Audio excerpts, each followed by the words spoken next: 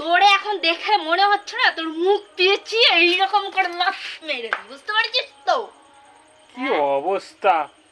রাস্তাঘাটে মুত লোকের মতো না। এ তুমি কলা গাছে বাথরুম করছো? হ্যাঁ, কি অবস্থা!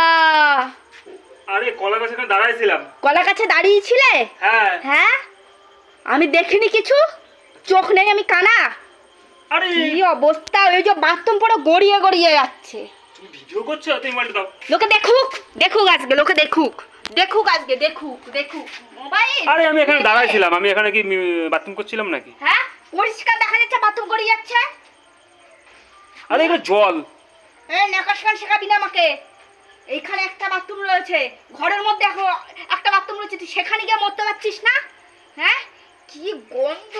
ইস, এর সামনে লক্ষ্মী পুজো আসছে, এখান থেকে লক্ষ্মী পুজো চলো বাড়ি চলো, ঘরে চলো, ঘরে চলো। বউ বানানো হয়, আর তুই সেখানে বাথরুম করছিস?